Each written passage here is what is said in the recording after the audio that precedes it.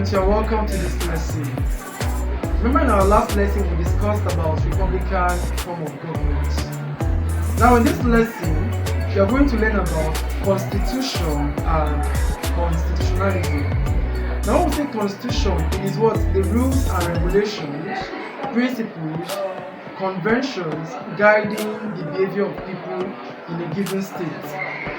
The objectives for this lesson are: you should be able to know the meaning of a constitution, the sources of a constitution, the features of a constitution, types of constitution, and the differences between constitution and constitutionalism.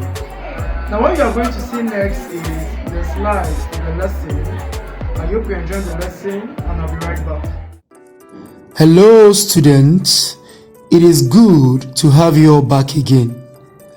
Thanks for listening in our previous lesson on Republican government. Welcome to this lesson.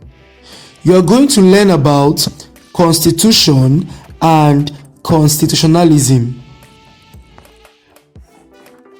Now tell me student, have you ever wondered how a state would be without constituted authority? Now student, have you ever wondered how a state would be without constituted authority? Have you ever wondered how a state can function if there is no maintenance of law and order? And have you ever thought of the level of crime rate without a fundamental principles guiding a state? And this is why a constitution is a fundamental law, principles, rules, and regulations guiding a state.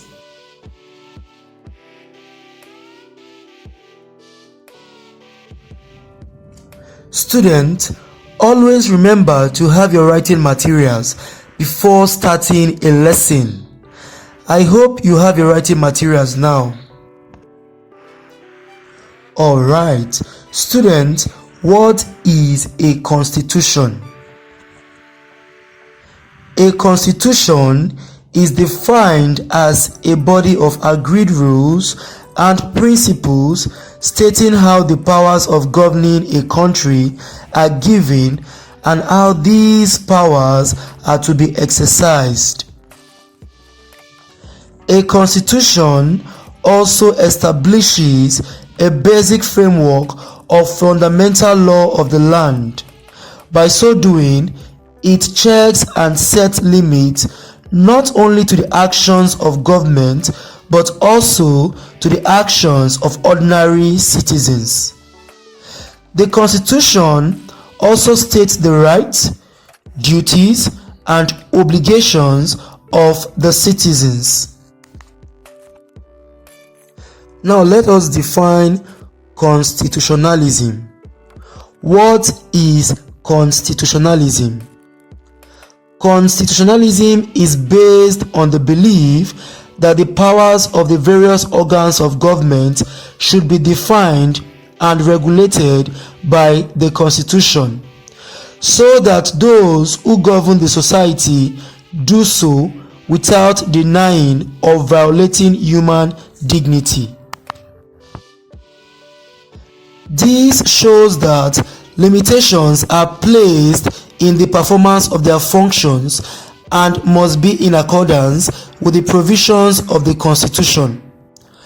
Also, constitutionalism checks and sets limits not only to the actions of government but also to the actions of the people making up the political system.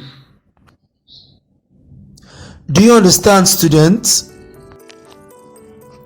Before we can talk about a constitution, we need to know the sources of constitution. Now the first we have here is history of the people. It is necessary that the history of the people should be considered in preparing the basic rules that govern them. Past political developments do form a part of their history.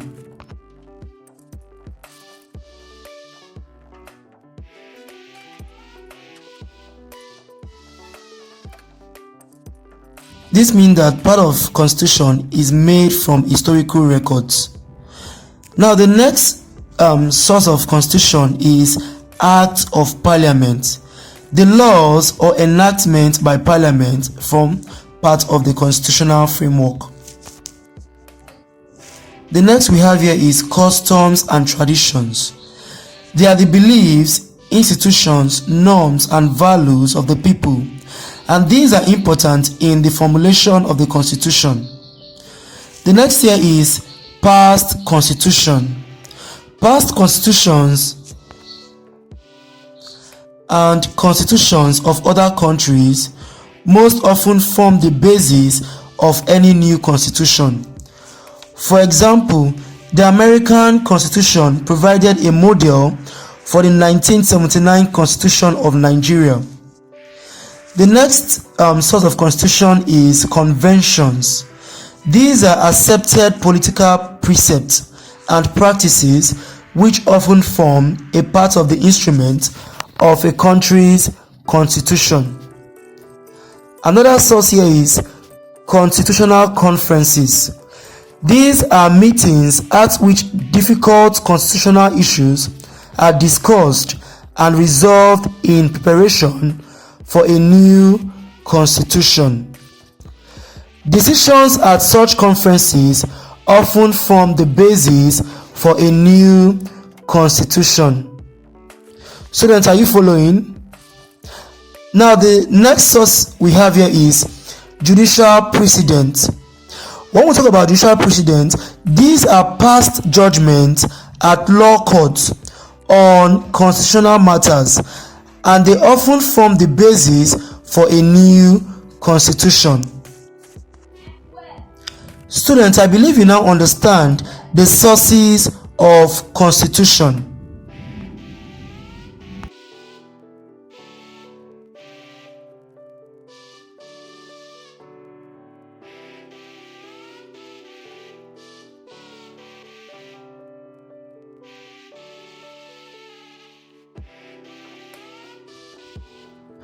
Now, students, let us have a small discussion.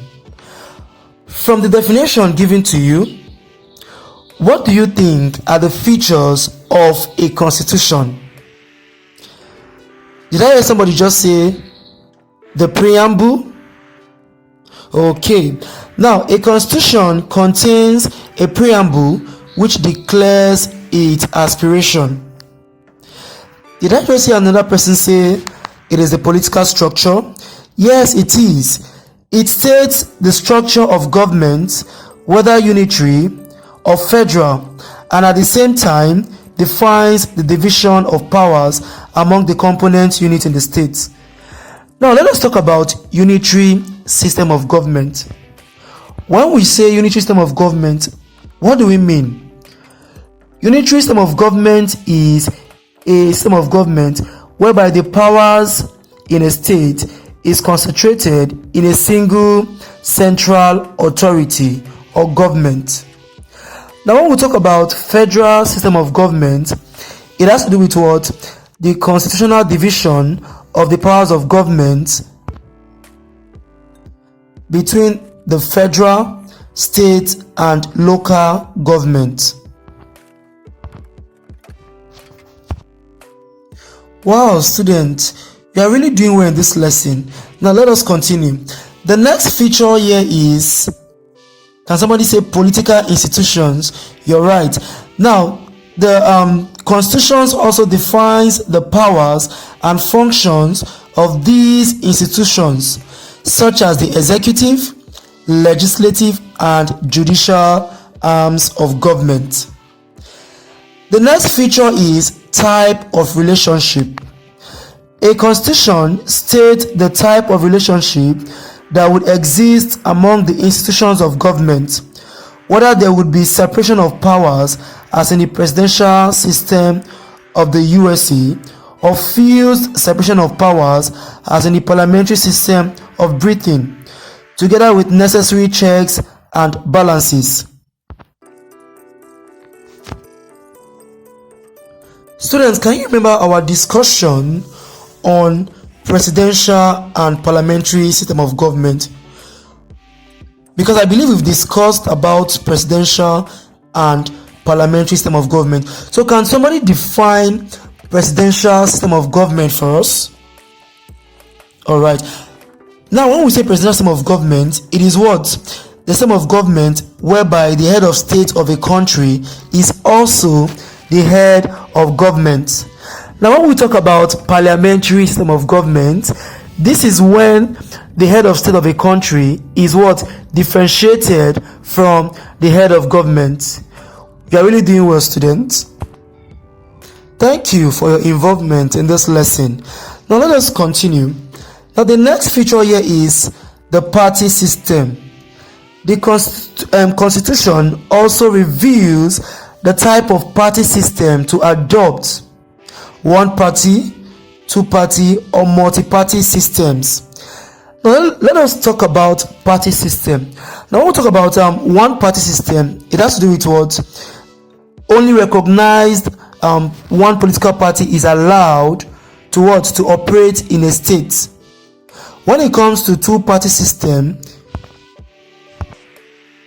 it is when two recognized political parties are allowed to operate in a state. Now when we talk about multi-party system, it is what we have now. Multi-party system is when we have more than two political parties operating in a state. Do you understand now? Another feature about a constitution is the type of administrative structure.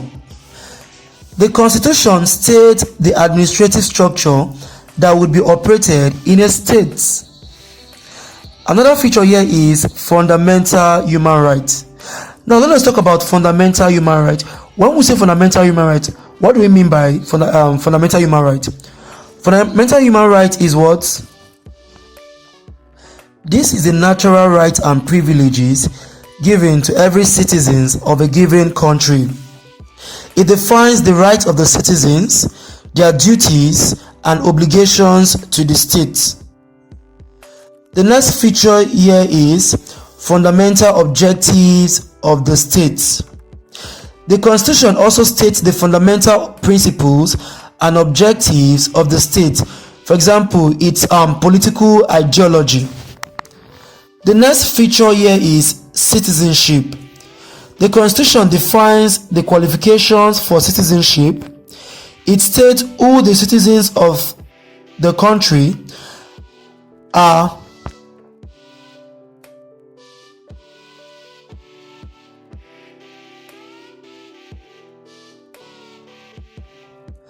Another feature here is citizenship. Now, students, tell me, who is a citizen? Can somebody tell me who is a citizen? A citizen is a person who is a legal member of a particular society or state. Now, the Constitution defines the qualifications for citizenship. It states who the citizens of a country are and how citizenship can be acquired in a state. Another feature of a constitution is tenure of office of government. A constitution states how long a government can stay in office.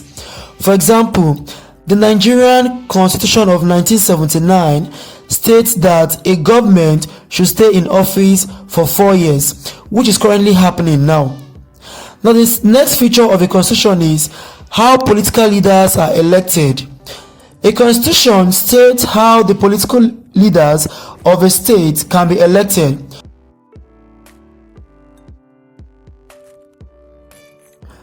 Now, students, I hope you now understand the features of a constitution, because the next thing we are going to discuss about is the types of constitution. Now, let us talk about the types of constitution. We have the written constitution, the unwritten constitution, the flexible constitution, and the rigid constitution. Can we take it together, students? The written constitution, unwritten constitution, flexible constitution, and rigid constitution. All right. Now, when you talk about a written constitution, it is defined as a document containing the fundamental principles that are written down and codified. Now, when we talk about unwritten constitution, it is what? It is the fundamental principles that are not codified in one document. Now, when we say rigid constitution, what do we mean by a rigid constitution? Rigid constitution is defined as one that is very difficult to amend or change. It requires special procedures or process before it can be amended or changed. Now, when we talk about flexible constitution, it is defined as the type of constitution that is easy to amend. The amendment of a flexible constitution can easily be done by a simple majority in the legislature. Students, I believe you now understand the types of constitution. Now, the next thing we are going to discuss about is the relationship between constitution and constitutionalism. Constitution is a body of agreed rules and principles defining how the powers of governing a country are given. The principle of constitutionalism states that the powers of the various organs should be defined and limitation placed in the performance of their functions. Also, these organs should abide by the provisions of the Constitution. Constitutionalism checks and sets limits to the actions of the citizens and stresses the need for the protection of their rights, equality of all before the law, enforcement of these rights, etc. All that constitutionalism is stressing are entrenched in the Constitution. Now, students, to make it very easy and clear for you to understand, Constitution is a fundamental law guiding a state, and constitutionalism states the powers of the various organs and their functions within the limits of the Constitution. I believe you now understand the relationship between Constitution and constitutionalism. I am glad to have you all as part of this lesson. This is the end of this lesson. Education impacts societies worldwide for the better. Be the change you want to see in your community by learning at UPSS. Thanks for listening and bye. Alright, welcome back, students. I believe you're enjoying that video. By now, you should be able to understand that a constitution is the rules and regulations guiding the behavior of people in the state. And no state can exist without what? Rules and regulation or government. Alright, see you in the next lesson and bye.